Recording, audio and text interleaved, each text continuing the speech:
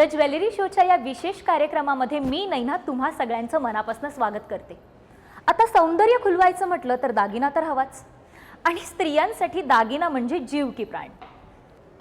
महाराष्ट्रातील अनेक सुवर्ण पिढी गेली कित्येक वर्षापासून सोने, चांदी, हिरे, माणिक व मोत्यांच्या दागिन्यांची निर्मिती करत आहेत। आपल्या पारंपरिक कलेचा वारसा जपत आधुनिक तंत्रज्ञानाचा वापर करून नवनवीन कलाकुसर असलेल्या दागिन्यांची निर्मिती आपल्या ग्राहकांसाठी करत आहे। द ज्वेलरी शोमध्ये आपण महाराष्ट्रातील अशा अनेक सुवर्ण पेढींना भेट देणार आहोत आणि त्यांच्याकडील विविध दागिन्यांची माहिती घेणार आहोत।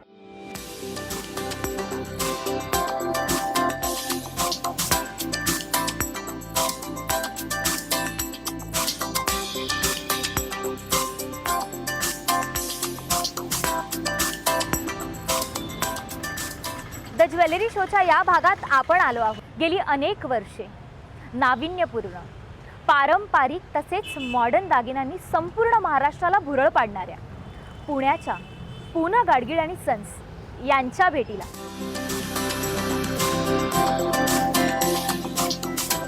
पूना गाडगीळ आणि सन्स यांच्याकडून आज आपल्या सोबत आहेत जितेंद्र जोशी। जितेंद्रजी, आमच्या या द ज्वेलरी शोमध्ये तुमचं मनापासून स्वागत। थँक्यू। 1832 साली सांगली येथे पूना गाडगीळ आणि सन्स यांची स्थापना झाली। आज महाराष्ट्रात आणि विविध राज्यात यांचा विस्तार फार प्रमाणात वाढलाय। सर, तुमच्या या प्रवासाबद्दल तुम्ही काय सांगाल? चांगला प्रश्न केलात तुम्ही, कारण 1832 पासून सांगलीपासून म्हणजे पूना गाडगीळ या व्यवसायामध्ये आहेत ही क्युरिओसिटी सगळ्यांनाच आहे। जवळपास 250 वर्ष झाली याच्यासाठी। तर या 250 वर्षामध्ये 7 पिढ्या जवळपास या बिझनेसमध्ये कार्यरत आहे। म्हणजे आता जी सुरू आहे ती 7वी पिढी? येस, 7वी पिढी आहे। तर या 7 पिढ्यांचं ह्या सगळ्या बिझनेसमधलं योगदान मोठं आहे। 1832 सालीपासून आत्तापर्यंत जे 250 वर्ष झाली त्याच्यात ही एकमेव अशी पिढी आहे की ज्यांनी 7ही पिढ्या फक्त आणि फक्त ज्वेलरी बिझनेस केला। पण आत्ता सध्या कसं असतं की आता आपण 21st सेंचुरीमध्ये आहोत, तर आत्ता तुमच्याकडे नवीन असं काय? नवीन नाविन्याचा ध्यास हा नेहमीच आमचा मोठा ठरलेला आहे। या नाविन्याच्या ध्यासातनं आजपर्यंत आमच्याकडे, जसं मी मगाशी सांगितलं की आमच्याकडे टेम्पल ज्वेलरी, त्याच्यानंतर ट्रॅडिशनल ज्वेलरी, याच्यावरनं आता आम्ही यूथसाठी सुद्धा नवीन ज्वेलरी विचार घेतली, ती म्हणजे Turkey temple jewellery, Italian jewellery, या सगळ्या गोष्टी आम्ही त्याच्यातनं विचारात घेतल्या। पुढे जाऊन आता आम्ही या गोष्टीचा विचार करतो की आम्ही आता डायमंडकडे सुद्धा या यूथचं नवीन जनरेशनचं आम्ही तिथे स्वागत करतो आहे। आणि त्याच्यामध्ये सुद्धा rose gold, white gold, platinum सारखी ज्वेलरी लो बजेटपासून ते हाय बजेटपर्यंतचा या गोष्टीचा आम्ही आता विचार केलेला आहे। अच्छा, जसं तुम्ही म्हणालात की इटालियन ज्वेलरी आहे किंवा टर्किश ज्वेलरी आहे, मग त्याच्यासाठी तुम्ही काही खास डिझायनिंग किंवा तिकडचं काही डिझायनिंगचे तुमच्यावर काही प्रभाव वगैरे? हो आहे, कारण आम्ही की नाही जेव्हा टर्कीला जेव्हा गेलो त्यावेळेस की नाही आम्ही ह्या ज्वेलरीच्या प्रभावाखालतीच आम्ही तिथे जायची डेअरिंग केली आणि तिथूनच ही सगळी ज्वेलरी आम्ही त्याच्यासाठीच आणली की ही ज्वेलरी आणल्यानंतर आपल्याकडच्या लोकांचं काय डिमांड आहे किंवा आपल्याकडच्या लोकांकडनं काय फीडबॅक मिळतो आहे, याच जोरावरती आम्ही ते कंटिन्युअसली आम्ही आता तिथून आणतो। सर, तुमचं पारंपरिक दागिन्यांमध्ये फार नाव आहे आणि सध्या तुम्ही बॉलिवूड, त्याच्यानंतर मालिकांमध्ये जे काही दागिने डिझाईन केलेले आहेत त्याबद्दल तुम्ही काय सांगाल? आता लेटेस्टमध्ये तुम्ही बघितलं तर कट्यार काळजात घुसलीचं तुम्ही मी मगाशी म्हटलं त्याप्रमाणे कट्यारही उत्तम प्रकारे करण्यात आली, ती लोकप्रिय झाली। आणि बाजीराव मस्तानीसाठी जी काही ज्वेलरी आम्ही केली, म्हणजे प्रियांका चोप्राची ज्वेलरी असू देत, त्याच्यानंतर दीपिका पदुकोणची असू देत, इवन रणबीर सिंगची सुद्धा जी नवग्रहाची अंगठी, आता नवग्रहाची अंगठी बऱ्याचदा आपल्याला बघायला मिळते, पण नवग्रहाची जी ॲक्च्युअल जुन्या काळात जशी वापरली जायची ती सुद्धा अंगठी आम्ही त्या योगाने छानपैकी बनवता आम्हाला मिळाली। जसं तुम्ही मला म्हणालात की तुम्ही दीपिका, रणबीर आणि प्रियांका यांचे सुद्धा दागिने डिझाईन्स केले होते, तर त्यांच्या प्रतिक्रिया काय होत्या तुमचे दागिने डिझाईन केलेले घालण्यासाठी? फॅन्टॅस्टिक। खरं सांगायचं झालं ना तर आम्हाला असं वाटलं नव्हतं, कारण आम्ही आमच्या कामाच्या टेम्पोमध्ये आम्ही बऱ्याच वेळा तिथं आमचा स्टाफही पोहोचतो, पण जेव्हा कधी प्रियांकाने की नाही आमच्या त्या 3-4 अंगठ्या ज्या बनवल्या होत्या त्या तिने घालून बघितल्या, तर तिने आम्हाला फर्स्ट एक्सपिरियन्स तिचे खूप छान होते। तो एक्सपिरियन्स आम्हाला चांगला मिळाला खरं तर, की तिने की नाही आमच्या त्या दागिन्याचं खूप कौतुक केलं। ती हेही म्हणाली की हे दागिने खरंच छान आणि त्या काळातले खरंच हुबेहूब कसे दागिने होते तसे तुम्ही बनवायचा उत्तम प्रकारे प्रयत्न केलेला आहे। तिने पहिल्याच ह्याच्यात आम्हीची जी फिंगरिंग्स घालून बघितल्या त्या तिने ते ट्विट केलं होतं की ही ज्वेलरी एकदम ऑसम आहे, असं तिने तो शब्द वापरून त्याच्यात छान प्रकारे आमचं कौतुक केलं होतं त्याच्यात। आता आपण बघणार आहोत दीपिका आणि प्रियांकाने घातलेले बाजीराव मस्तानी मधले बॉलिवूड दागिने, पण नक्कीच ते दागिने कुठेतरी पारंपरिक आहेत। चला तर मग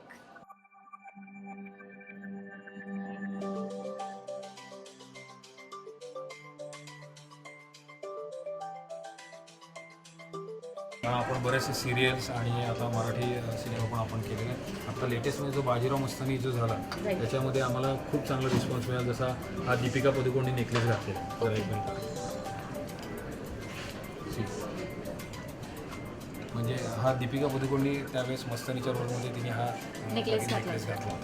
तर अशी बऱ्याचशा गोष्टी त्याच्यामध्ये आहेत. जसं आता दशावतार म्हणून हा एक पीस आहे आमच्याकडे.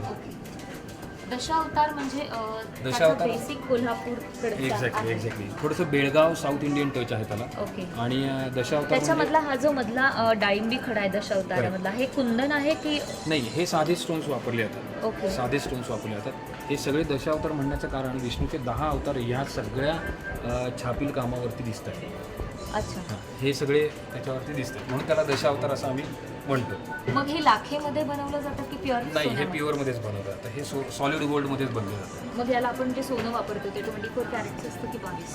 नाही, मोस्ट प्रोबेबली आपल्याकडे 22 आणि 23 कॅरेटमध्येच विथ हॉलमार्किंग अशी ज्वेलरी वापरली जाते. 24 कॅरेटमध्ये शक्यतो काही बनत नाही कारण ते टिकायला खूप नाजूक असतं. नाजूक असतं अगदी. जसं तुम्ही म्हणालात हा बाजीराव मस्तानीमध्ये वापरलाय का? बरोबर. पारंपरिक फिल्म आणि तो जुना ट्रेंड हे फार महत्त्वाचं. तर ह्या ज्या पुतळ्या वापरल्या तर हे नक्की काय, म्हणजे याच्या डिझाईन्सचं काही मिनिंग आहे? एक्झॅक्टली त्यावेळेस की नाही त्या काळामध्ये म्हणजे पेशवाईच्या काळामध्ये ही सगळी जी ज्वेलरी वापरली याची ही मोस्ट प्रोबेबली पुतळ्यांचं डिझाईन केलं. पुतळे म्हणजे हे बक्षीसपात्र असलेल्या शिक्क्यांचं चिन्ह. तर ते कॉईन्स म्हणून ते त्याच्यामध्ये जोडले यायचे कारण ते सोन्याचे बनवले जायचे. पण मग ते थोडेसे ओबडधोबड असे ॲब्स्ट्रॅक्ट असायचे. हे करताना फिनिशमध्ये आपण करण्याचा प्रयत्न केलेला की जेणेकरून तोच लुक आणि तेच डिझाईन आत्ता जरा नव्या युगामध्ये कसं बनवू शकतं तर हे असं बनवू शकतं. आणि हे जे झुमके आहेत त्याच्या दोन्ही बाजूला मोर पिकॉक आहे. करेक्ट. ते आणि त्याचे याची जर तुम्हाला खासियत ऐकायची झाली तर मी तुम्हाला असं म्हणेन की हे जे पिकॉक आणि ह्या ज्या वस्तू केल्या आहेत किंवा ह्याच्यावरती ज्या टिकल्या आहेत ह्या ज्या छापील काम केलेलं आहे याला आम्ही की नाही डायचं काम म्हणतो, म्हणजे आवटीचं काम म्हणतो. ह्या ज्या डिझाईन्स ज्या बनवल्या गेल्या आहेत ह्या स्वतःच्या आपल्या इन हाऊस प्रोडक्शन आहे. कारण जवळपास 200-250 वर्षापासून जुन्या या डाईसुद्धा आपल्या स्वतःच्या आहेत. हो, तुम्ही मगाशी मला एक तुमचा बीडमधला किस्सा सांगत होता. करेक्ट. बीडमध्ये असंच झालं होतं की एका ग्राहकाला एक वस्तू हवी होती आणि आम्ही म्हणलं की हा छान पीस आहे. तर ते का म्हणले तर म्हणलं हा दीपिका पदुकोणनी बाजीराव मस्तानीमध्ये घातलेला आहे. तर ते कस्टमरने लगेच त्याची थॉट प्रोसेस सुरू झाली की बॉस आता हे आपण घ्यायला हरकत नाही बरं का. याच्यातला जसा तो हार प्रियंका चोप्राने घातला होता एका करेक्ट. जसं पूर्वी बकुळाची फुलं आणि त्याचा हार फारच फेमस होता, तर हे त्याला घेऊन कुठेतरी डिझाईन तेच इन्स्पिरेशन आहे ॲक्च्युली की बकुळ फुलांमध्ये थोडासा बदल करून त्याच्यामध्ये स्टोन हे लावले गेलेले आहेत. कुंदनचे? नाही, हे सिंथेटिक स्टोन म्हणूनच बनले जातात. ओके. हे साधेच आहेत. ही जी कारागिरी आहे ही ॲक्च्युली की नाही ग्लासवरती केलेली असते. याला थेवा ज्वेलरी म्हणतात. म्हणजे हा कॉन्सेप्ट असा आहे की हे राजस्थानकडनं आपल्याकडे ही ज्वेलरीचा ट्रेंड आहे. ओके. म्हणजे त्या काळामध्ये जसे पेशवे इतर राज्यांमध्ये इतर जिल्ह्यांमध्ये फिरत होते त्याप्रमाणे ही सुद्धा ज्वेलरी आपल्याकडे नंतर येत गेली. त्यांना आपण यांना की नाही आम्ही डमरू मणी म्हणतो. तर हे मणी आता हे कसं होतं प्रत्येकाचं वेगवेगळं नाव, कारागिरी सुद्धा आम्हाला वेगवेगळे सुचवत असतात, त्याच्याप्रमाणे याची नावं ठरत असतात. तर मला असं वाटतं तुम्ही हा एक ट्राय करायला हरकत नाही. नक्की नक्की नक्की. जर का डमरू मोती यामध्ये वापरले, त्याच्यानंतर राजस्थानी जे काही कारागिरी जितकी डिटेलिंग आहे तितकं छान आणि जो एलिगन्सनेस आहे ह्या हारामध्ये तो आपल्याला दिसतो. कारण एक क्लासी आणि रिच लुक येतो. किंवा हा आपण छान एखाद्या लग्न सोहळ्यात किंवा पूजेमध्ये किंवा रिसेप्शनमध्ये तुम्ही हा कॅरी केला तर तुमचा जो वेगळेपण आहे तो ह्या हारामधनं लगेच ओळखून येऊ शकतो. याचे तुम्ही कानातले बघाल तर याला मोर आहेत दोन्ही बाजूला आणि झुमके त्याच्यात 3 लर आहे झुमक्यांची. आणि बकुळाची जी काही फुलं आहेत त्याच्यामध्ये जे काही डाळिंबी यांनी खडा वापरलाय तोच यांनी कानातल्यांमध्ये पण वापरलाय, तुम्ही पाहू शकता. आणि याचं लुक आता आपण बघूया की ते कसं दिसतंय पूर्ण फेअर आपलं. की सुंदर आणि बारीक नक्षीकाम करून केलेला हा हार आहे. त्याच्यामुळे एक जसं आपण आधी म्हटलं की एक स्त्रीचं सौंदर्य खुलून येतं दागिन्यांमुळे. ते मला स्वतःला आता जाणवतंय.